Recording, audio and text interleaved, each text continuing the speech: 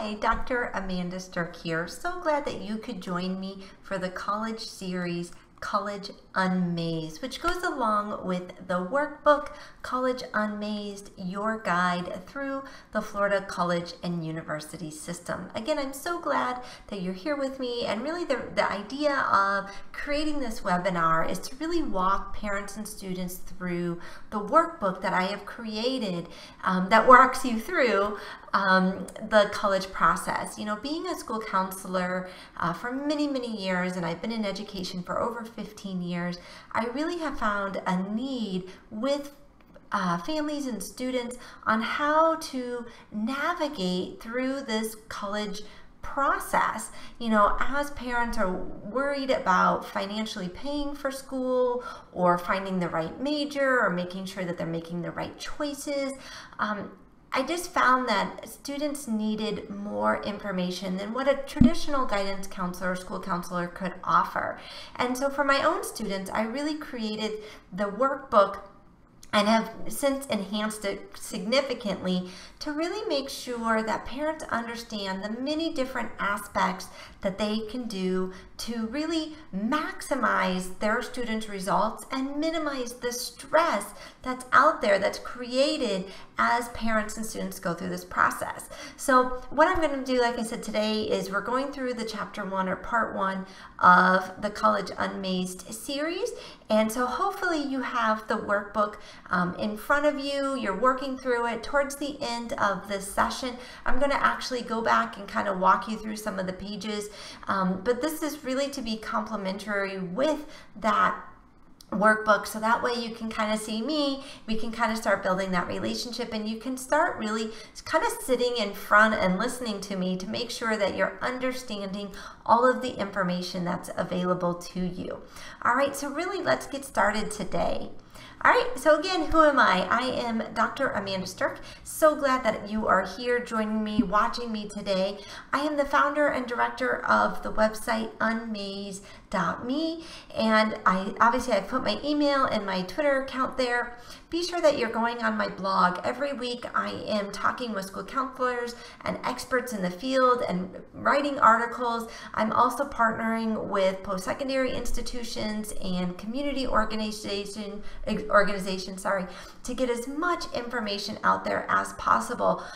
When I moved to Florida about 3 years ago, I had been a school counselor for many years in highly top-rated international schools and in the state of Iowa. And what I really found when I moved here is that there's so much information, but yet at the same time there was so little information. You know, today there's over 300 colleges and universities here in Florida alone, and with 12 different public universities plus the private colleges plus state colleges and all these other things, it really, my students were really confused, and I was confused. So as a professional who knew the process and working with very high achieving students and Ivy League schools, I had to start from the basics.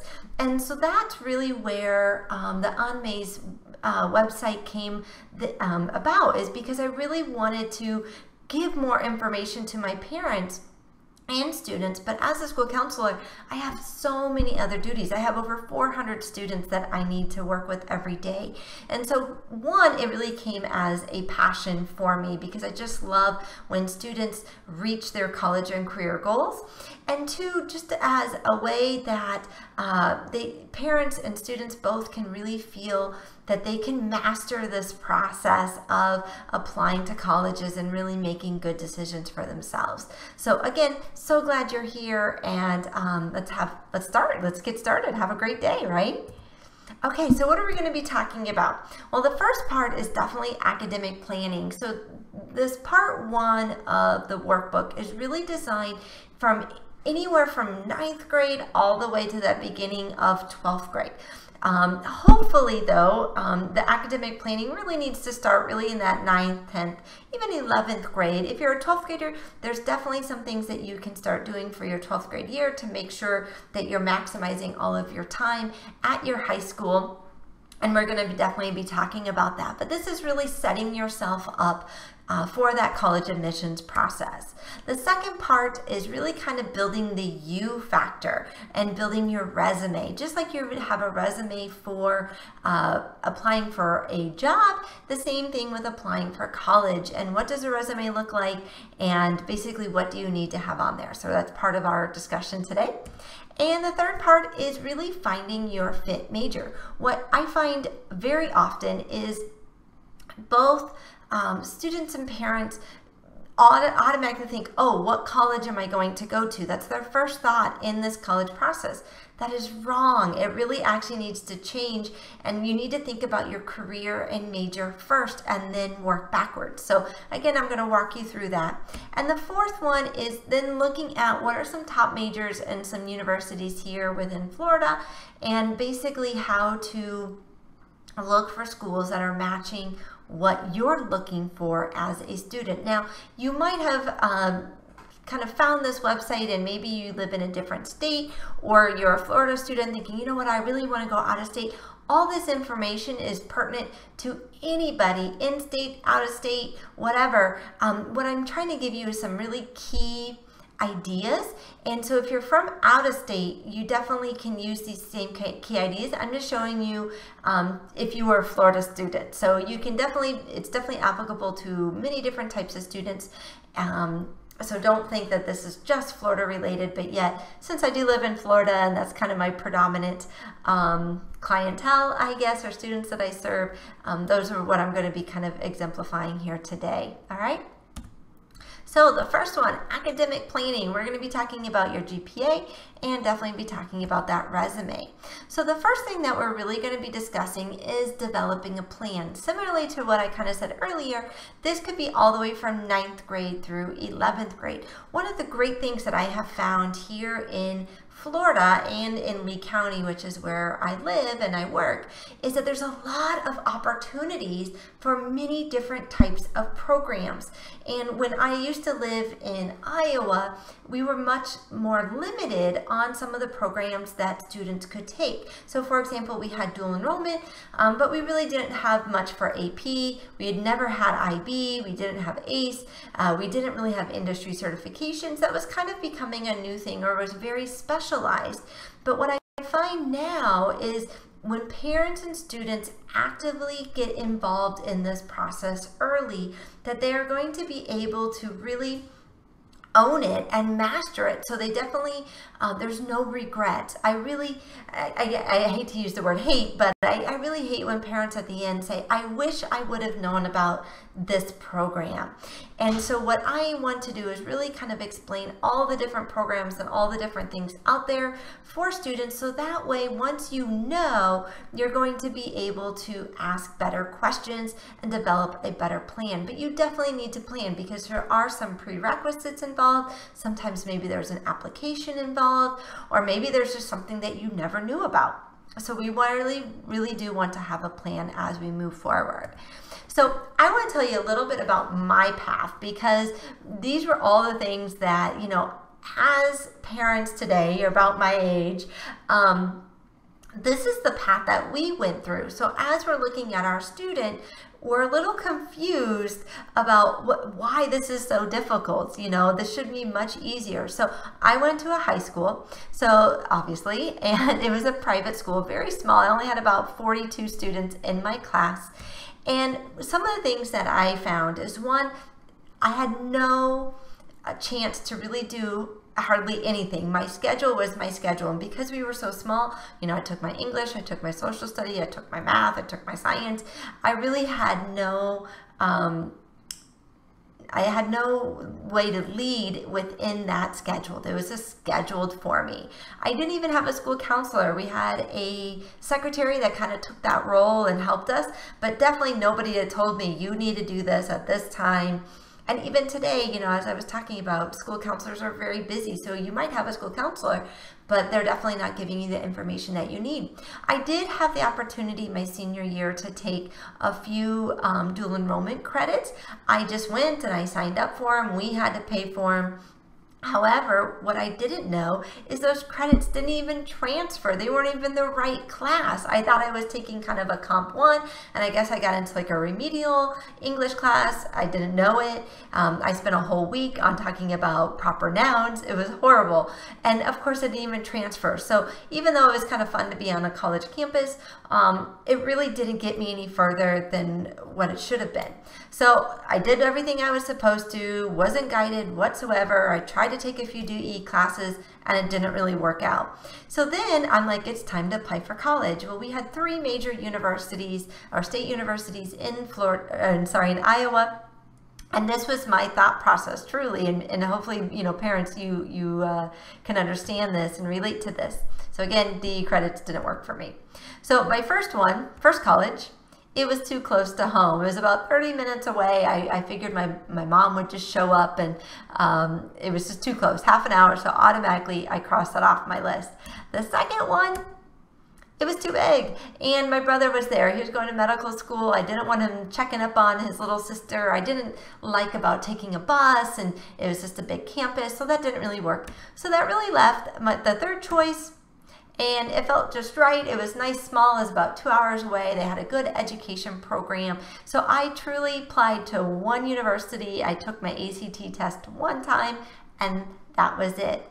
Unfortunately, today, it is not that way. Today, you have all these different high schools that you could attend. You have private, public, charter, magnet, homeschool, virtual school. And within that, you have all these different courses that you could take: honors, advanced placement, IB, dual enrollment, ACE, AVID, industry certifications, early admission programs. So not only are there a lot of different high schools that you need to get through, but now there's also all these different courses that you need to figure out. And then on top of that, now there's over 4,000 universities. There's multiple different college applications. There's the Common App, the Coalition App, the institutional applications. There's formulas. There's the recalculated GPA, the unweighted GPA, the weighted GPA. Then there's the scholarships and all the different types. There's financial aid, there's ACT, there's SAT, and oh, to throw something else in, there's a super score. And then there's selective admissions, there's competitive admissions. So you can see definitely my one application, my one time I took the ACT, the classes that were designed that I had no say in. This is a completely different system. So you definitely have to go into this having a better plan and knowing how to navigate through these 3 tiers, okay? All right, so one of the things that I found as a school counselor, there really is something called a magic formula for students. What do I mean by that? So this is something that actually was done in Iowa. They don't really use the Region Admission Index here in Florida and other states, but it gives you a good idea how admissions is making their decisions. So let's check this out. So again, this is kind of in Iowa. If you click on the link, it'll take you there. But basically the 3 universities within Iowa said, you know what, why is one accepting a student and the other one's not? We should really be accepting kind of the same type of student. So they came up with an actual formula on if you type in your numbers, that can tell you a score, and that score told you if you had guaranteed admissions or not. So what are some of the things that they were looking at? So one is talking about your cumulative GPA. Okay, so that could be that's typically your weighted GPA, and we're going to talk a little bit more about that. Your core classes, your math, your science, your English, your social studies, and the last one being foreign language. Then they also typed in your ACT and or SAT, and then your class ranking. Now, class ranking is a little bit difficult because, for example, my school that I work at, you have to have a certain GPA to be able to stay into our program because we're an early admission college program. And so you could be at a 3.5 but be in the bottom half of your class because everybody has to have a certain GPA or over. So class ranking, depending on the school, really is not always indicative of where you're at, and so you have to make sure that so a lot of colleges take that kind of with a grain of salt there. All right, so you type in your information, you get it. So in Florida, one of the things that a lot of parents don't realize is they actually throw out the GPA that is on your transcript, and they do something called a recalculated GPA. Now in your workbook, I've actually broken this down for you quite a bit, and it looks a lot better in your workbook than what it does here. But I've shown you how 3 different students can have different GPAs based on the classes they take. So what I'm going to do is I'm going to open up the workbook here, and I'm going to kind of scroll down here and find this for you. All right, so let's go here. So what I've kind of shown you here, the student 2, let's go to student 1. All right, having fun, scrolling up. All right, so student 1 here took some AP classes that were involved with, at their school, AP English, AP Physics. He took psychology, weightlifting, and pottery, and then they took an honors prob in stats. So these were the grades that the student received for that course: 2 B's, 3 A's, and a C, okay? And this is their unweighted GPA, which basically means an A is an A, a B is a B, doesn't matter. The rigor of coursework just means that's what you got, okay? So if you kind of do, you know, a 3.0 here, 3.0, and you average that out, is about a 3.3. Okay, then here we have in this next section the weighted GPA. So now what colleges really want to look at is, have you taken more rigorous courses, college level, honors level, and have you done well in those? So what they actually give you is they give you a full point higher if it's an AP course, a dual enrollment course, an IB course, or an ACE course. Now, if it's an honors course, like it is here, honors prob and stat, they give you a half a point more. Okay, so if you took honors geometry, honors algebra 2, those type of things. Now, weightlifting and pottery definitely are not college level, and they're not honors level, so they just give you the regular 4.0. You see that? So what they do is they actually, in the recalculated GPA, now this is for most universities within Florida, so University of Florida, FSU, USF, UCF, a lot of them do this, and what they do is, you know, great that you got an A in weightlifting, and it's great that you got an A in pottery, you should. However, they don't think that that's part of your core requirements, those math, English, social studies, science, and foreign language. So what they actually do is those A's, they throw out. You actually don't get credit for those. So you still want to do well in those, but in terms of your recalculated GPA, they don't use it. So this student 1, even though their weighted GPA was a little bit higher because they removed those 2 A's, they ended up going down on their recalculated GPA. Okay, you see that. So let's show you some other students. Now this student did not take any honors courses, did not take any AP, dual enrollment, anything like that. They just took regular courses, but they are taking quite a bit. You know, they're taking pre-calculus, which is a tough class, and they did take economics, which is a core class under social studies. But you can see by taking out those 2 A's, it's the same grades, by taking out those 2 A's, their GPA actually went lower than their unweighted GPA because they're not doing as well in those core courses. So I'm going to show you one more student here in your workbook. Now this was a dual enrollment student. They did a full-time early admission program at their local state college, which I'm a little biased, I will say, but it is a really great program to get college credit and to kind of maximize that high school experience.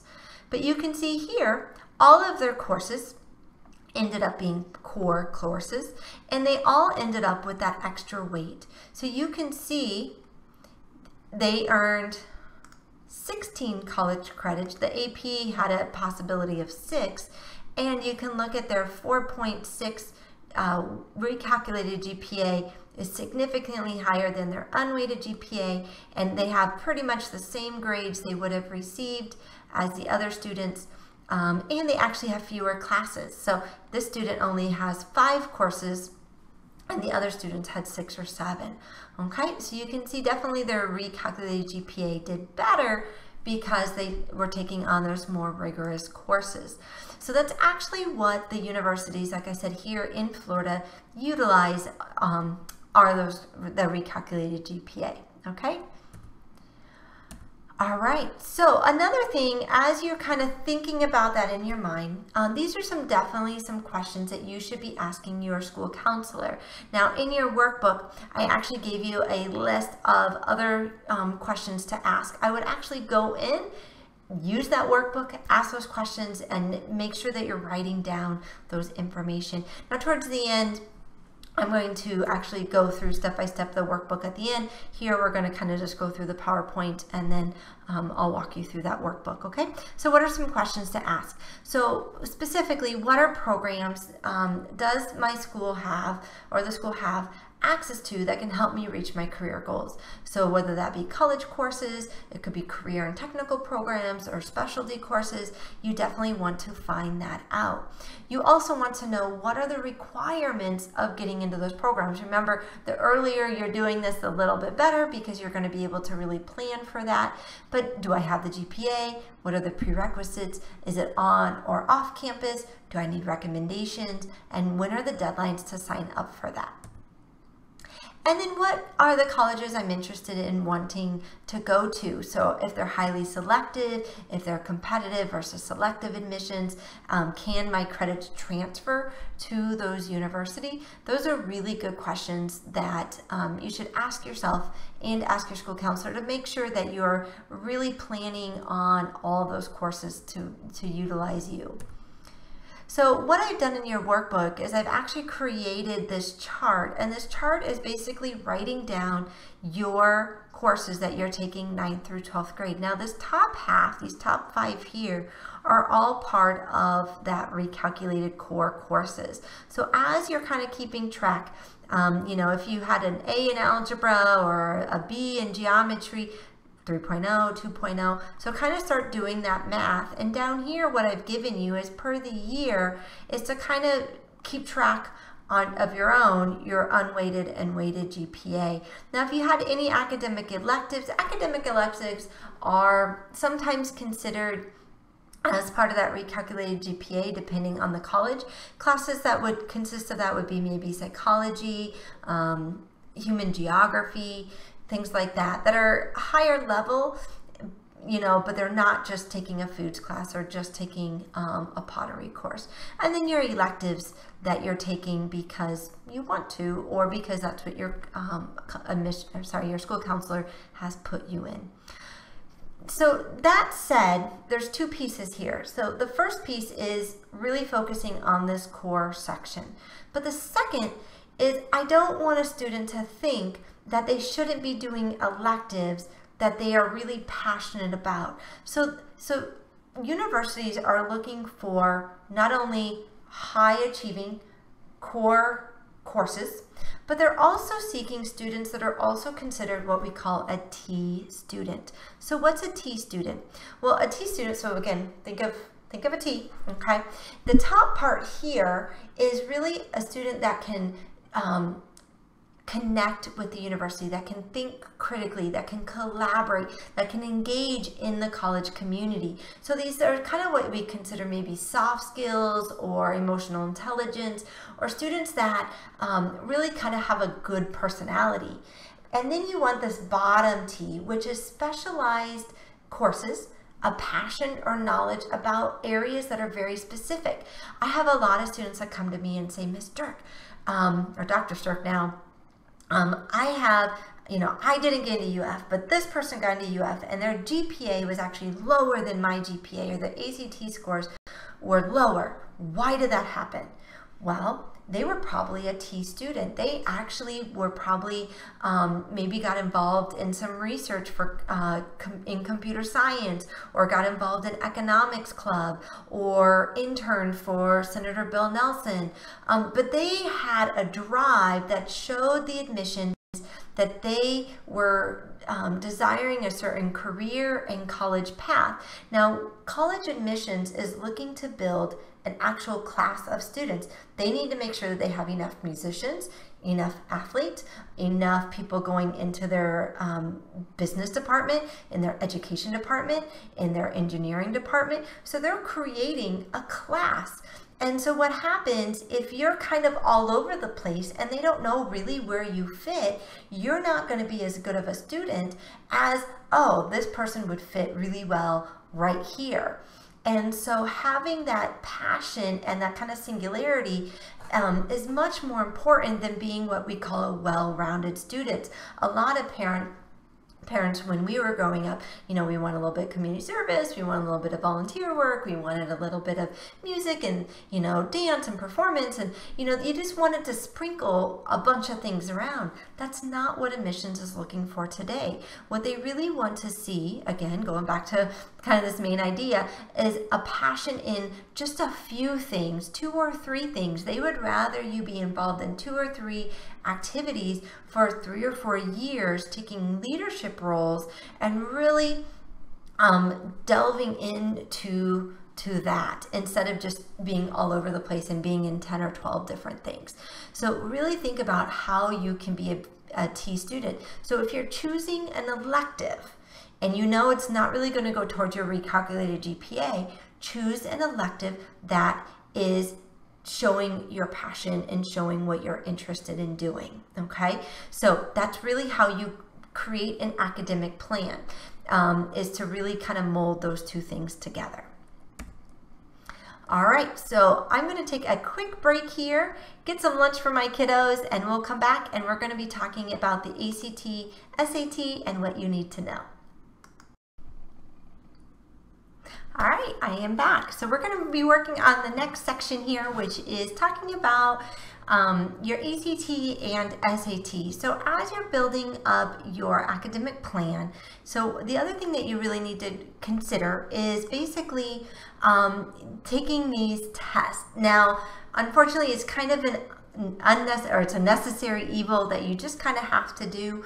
The only exemption to that are the state colleges here in Florida, such as in our area we have Florida Southwestern State College, there's Broward, there's Miami-Dade, there's State College of Florida.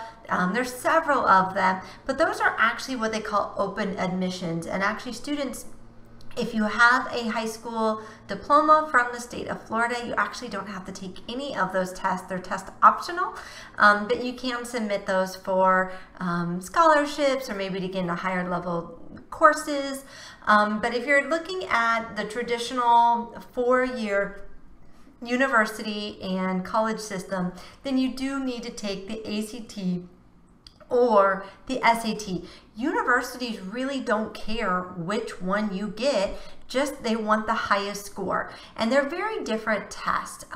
So one, you know, the ACT is a little bit more content knowledge. You know, you kind of walk out of there going, oh, I know that information, or I don't. Where SAT is a little bit more analytical. It's a little bit more, you kind of have to read into it a little bit.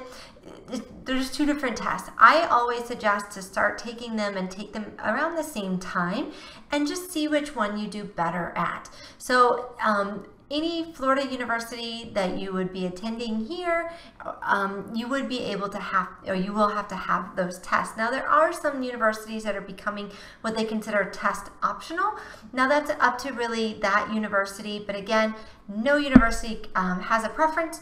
You just need to take them, okay? But when to start taking them? Traditionally, I have the students starting their junior year. The best time is right at that beginning of like January of their junior year, and that gives them plenty of opportunities to test in January, to test maybe in March or April, maybe in June, and then you still have like a September test date your senior year if needed. Now some kids start taking it much earlier. It really just depends on the student and how much you actually want to try and sit for those tests. You will get to a point where you're not going to be able to test really increase their scores anymore without doing something pretty drastic in terms of really one-on-one tutoring, really sitting down and buying books, but there are a lot of different opportunities there. So one of the words to know obviously is composite score. That's when you take the different sections, you add it up, and you get 1 score. Most universities are looking for that. Super score is when you take your highest test scores from each test, so like the ACT, and let's say you've taken it multiple times. If you got a higher math course here, or math test here, and a higher math score here, they would take the highest one here, but they might take the higher reading that was over here. So that's called a super score. Many universities do that. Again, you just need to know which ones do. And then some universities actually require something on the SAT called the subject test. Now that is really specific to high-end schools. There's nothing here in Florida that actually requests those subject tests. There's a lot of free resources out there, or pretty, minimally priced. For example, these are kind of the books that one of my SAT friends, Kimmy McKenzie here in town, she suggests. And then also the SAT College Board has partnered with Khan Academy for a really great free SAT practice. And then the ACT has their own prep. I think it's $39.95, but still very relatively cheap comparatively. So those are definitely some options, but you do need to try as much as possible to get the highest score you possibly can. Now here in Florida, we do have something called the Bright Futures, which is a pretty good scholarship for all students that can reach those scores. So it's a 26 or like an 1170 for the second tier, which is the Florida Medallion, and then you have like a 29, or I believe it's a 1290 for that the Florida Academic Scholars, which right now going through the state legislature is 100% tuition plus $300 for books. So the difference between a 26 ACT and a 29 could be, going from, about $1,800 a year to over $6,000 a year. So definitely worth doing everything you can to get the highest score for that. Now, kind of going back to when to take it, for admissions, traditionally everything needs to be done by that early fall of your senior year. For Bright Futures, they take all the way until June of your senior year. So even if you're not getting that score you need for, you are able to get admitted into the university you want to go to, but you can still retest and keep testing until you get that score on the Bright Future. So that's definitely something good to note there. And I'll talk more about Bright Futures when you get to the fourth series, which is going to be on scholarships and financial aid. All right, building a resume. Let's keep on moving. So remember how I talked about kind of building that U factor, building that T factor, not only having those core academic courses, but also really developing who you are as a student. So building a college resume should start very early on, early as 9th grade year. So questions I really want to answer here is, why is it important and what do you need on a great resume? All right, so what you would do is you would at the very top of your resume, just like you're writing it for a job application, you want your objective. What are you trying to do? Are you trying to go into engineering? Do you want to go to a highly selective school? But you need to write kind of your personal statement of college and career. I am trying to obtain a major in elementary education at a four-year university so I can become a teacher. So that would be an objective. So everything below that, as you're going through your high school, kind of determine, does that match your objective? Do those activities that and your courses that you're picking match that objective? So another thing to write is definitely your education. You want to talk about the different activities that you've been involved in.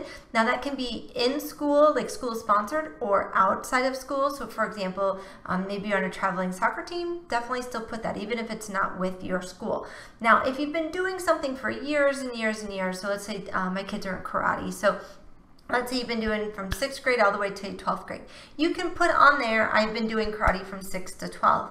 Now, if you won the 6th grade spelling bee, you don't put that on there. Okay, so traditionally, if it doesn't keep continuing on all the way through high school, you just start at high school then. But if you've done it through middle school, or you've done it for a really long time, like a Boy Scout, Eagle Scout type of thing, then you can put that you've had longevity on those activities. Another thing to write down there is work experience. You can put volunteer experience, awards, certificates, and then other things would be anything else that's unique to you. So maybe you're bilingual, maybe you're a first generation student. Those are things that they're definitely looking for to create and put on your resume. So what are some do's and don'ts with your resume?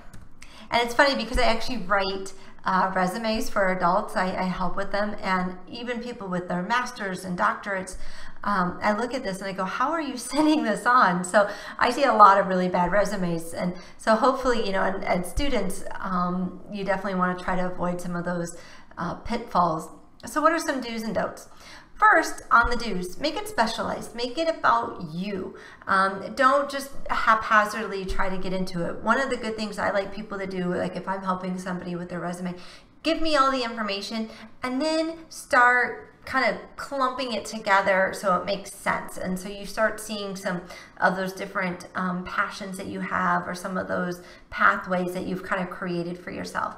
You also want to be consistent with the terminology, with the information. You want to have a nice strong kind of look to it, and you want to tell your story. You know, while you don't want to get into too much of I did this, really look up different key terms. And if you just Google resume verbs, you know, led, collaborated, experienced, you know, instead of I did this, I went here, you know, try to use and bring in some more of those personalized stories, but don't get too emotional with the information.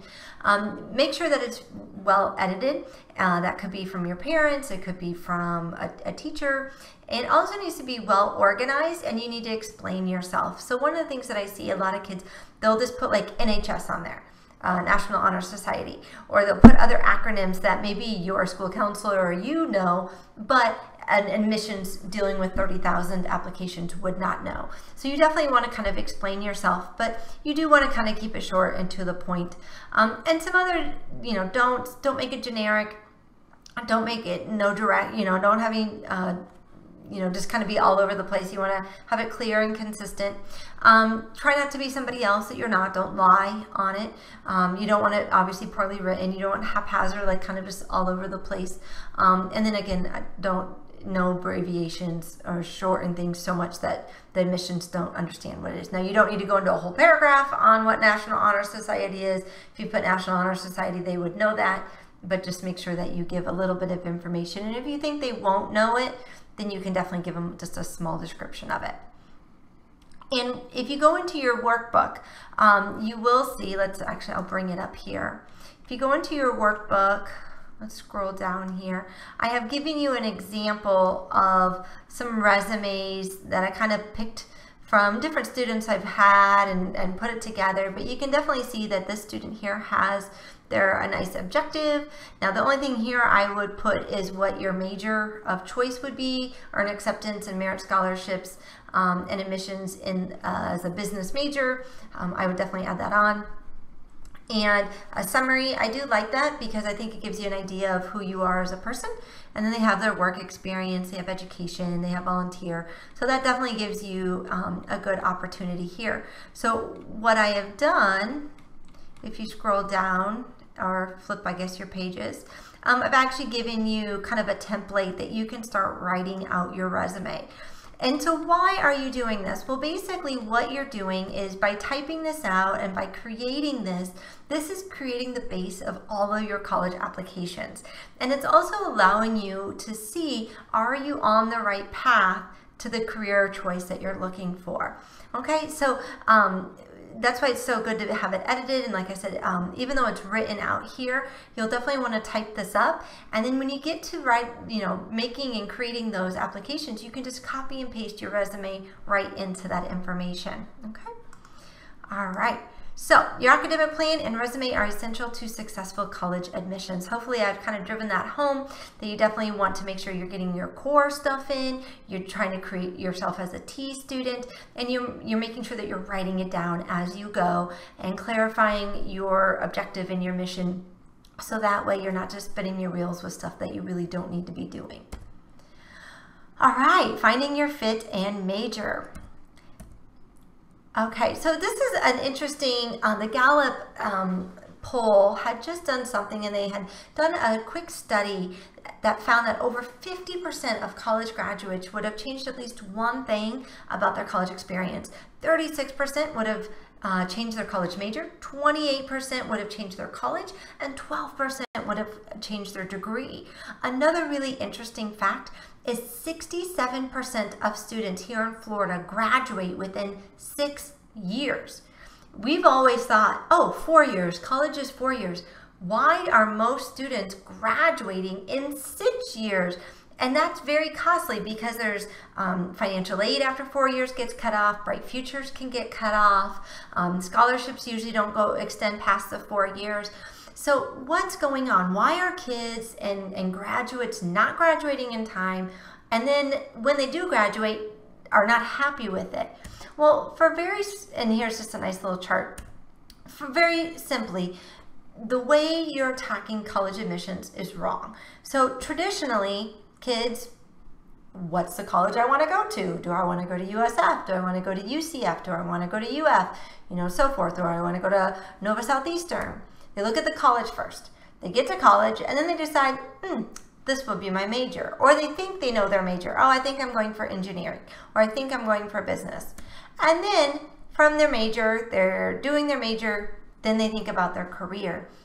What ends up happening is they get into their major and they don't like it, or they're finding that they don't have the prerequisites, and so they change it. Well, then they change it and that adds more time, and it gets into a career maybe they don't even want to go to. So we're going to flip the way this works.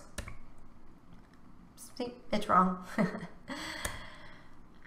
All right, so how should you find your major and find a college that's right for you? First, think about who you are as a person. Okay, what type of school do you like? Small? Do you like big? Do you like to be really active? Do you like to be kind of left alone? But what's your personality? Now, it's really funny. I love doing like little career personality tests. I do them all the time, being in psychology and counseling. And it's so funny because it always comes up administration, it comes up school counselor, secondary education. One that really comes up that's kind of funny is it comes up as like hospitality. And part of it is I would love to own a bed and breakfast someday. So, you know, my personality is when I got into college, I decided I was going to be a finance major.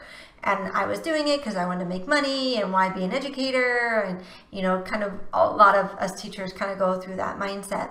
And I got into some classes and I hated them. And I wasn't doing very well. So what I ended up doing is I went back into education, flourished, I loved it, and I really found that my personality did not match with the major I thought I wanted, okay? And so from your personality, you really need to decide what are you going to be good at, and that personality leads to my career choices. Again, being a school counselor, when I take those personality tests, it always comes up for my career. And they always have a theme, like I said, education or administration. And then from your career, you want to then consider, okay, if I'm going to be a school counselor, what major do I need to actually get that career? So I'm kind of working backwards. And then from that major, if I want to be a psychology major or an education major, then I find the college that can get me that path. So then I might be a little bit more specific. If I want to be a school counselor, then I would look for colleges that have, or universities that would have maybe a master's in counseling. And so that might lead me to a different college than what if I just look for an education or a psychology major. So you're going to work, so in this workbook, I'm actually working you back a little backwards. Okay, so that way you're not spinning your reels and spending too much time and money on a major and courses that you really should have never been in to begin with. So I've given here's some different apps that you have, and Florida Shines. In your workbook, let's kind of go back to your workbook here. Okay. You can definitely see where I have really walked you through step by step this process. So we're already talking about, you can see the personality to career. It's the same little chart that I just showed you. And then basically I have several links that I want you to go to. So one is the Florida shines.org. And so this is for Florida residents. If you click on that, there's some great little career interest assessments that you can take. And basically I want you to do those and write down the information. And there's several, like I said, there's several in here. And there's the work values, like what's important to you as a job. It's funny, I've taken these and, you know, it asks a lot about like money and what's important, and I'm in the public sector. Like, I don't make that much money, and yes, it's important, but I also want time with my family and summers off and things like that. So it asks you those things, what's the most important, and we'll find a job or a career that's important for you. I really like this career app. I was actually on the advisory board to actually create this app, but it's really fun. It's just a 3 to 4 minute little personality vocational assessment, and basically it connects you with your career path and then the colleges that have that major. So that's pretty cool. And so then the last, and then those were the ones that I want you to do there. Okay, perfect. So work on those, but those are some links that you can definitely do. All right, so career ideas. So again, you're kind of coming up with all these little things that you're good at to really coming up with your main idea. All right, so now that you've kind of you're honing in on, so you know, this is a good time that you would pause, you would go through those pages, you do those assessments, and you kind of come back and say, okay, you know, Dr. Stark, these are my list of majors that I think I would be good at. And then what you can start doing is then finding your college that actually matches with that career path. Oops, I went too far. So one of the things I'm showing you here is called the SUS, or State University System Matrix. This is a downloadable form that all the state universities got together and they make it, and then also the private universities have one as well. It's very condensed, as you can see of my screenshot here, of tons of information. In the workbook, I have divided it up into more manageable sections and really kind of walked you through what each one means, because if you don't know some of these key terminology, you're kind of lost and it's just a bunch of information. So, but it does tell you from the state university standpoint, what are some top majors that they have, like their top 3 majors, what are some of their admissions criteria, and then some unique college information about their size, you know, there's just tons of stuff. So size, where it's located, scholarships, that type of stuff, okay? Oh, finding your major. All right, so here's some other websites that I've given you. There's College Board, CAPEX, College Raptor. Again, those are going to be in your workbook as you work through it.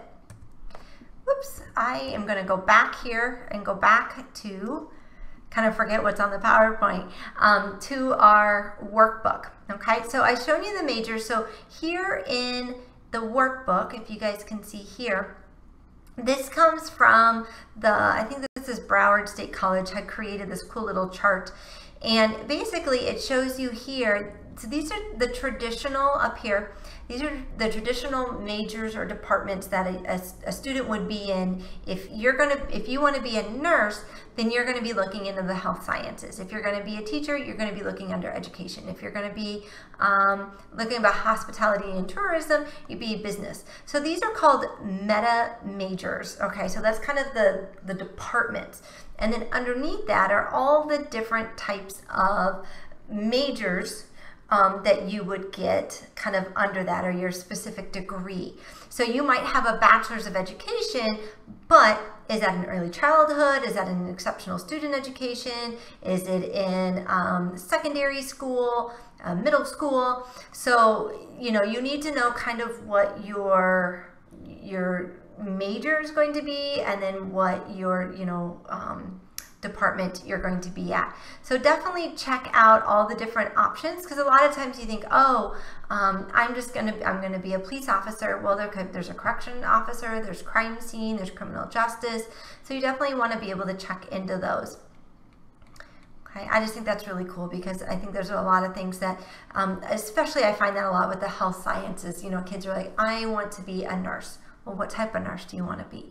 How much schooling do you want to go to? There's a lot of different types.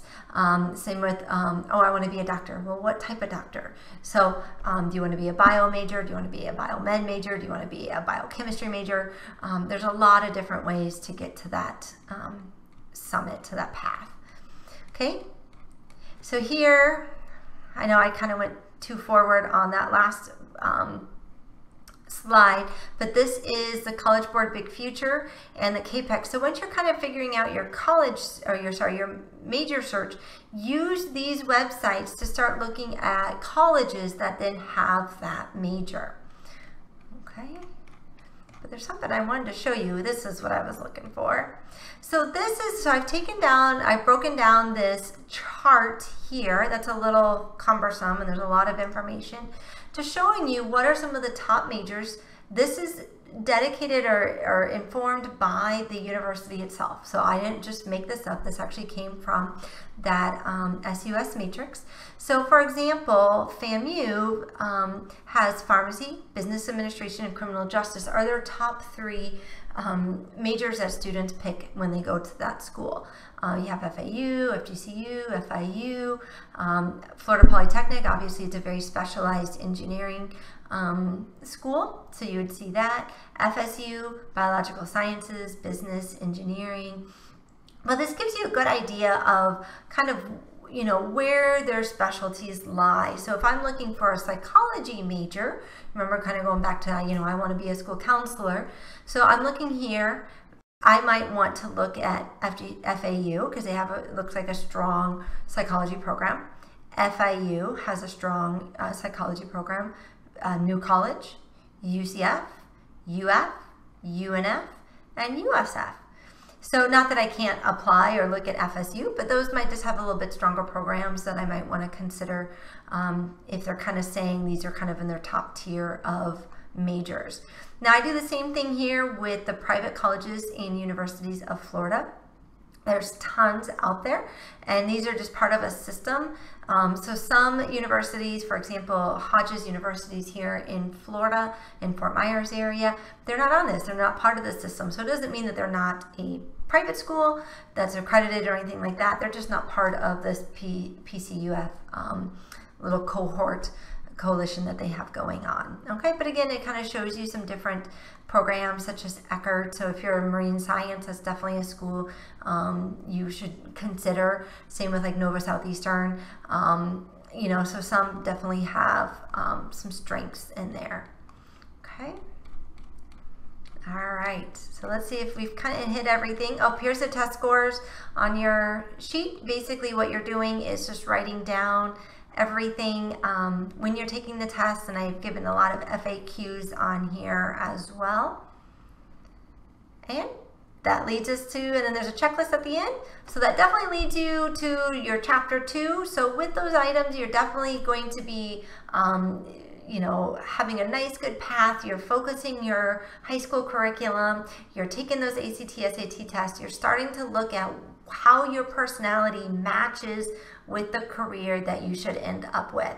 So hopefully all those resources have been very valuable to you. So glad again you can join me. Be sure that you are logging in and logging on to my unmazed.me website and checking out all the information that I'm adding there daily, actually about weekly, and I look forward to seeing you guys soon. We're going to get the chapter 2 coming up here very shortly.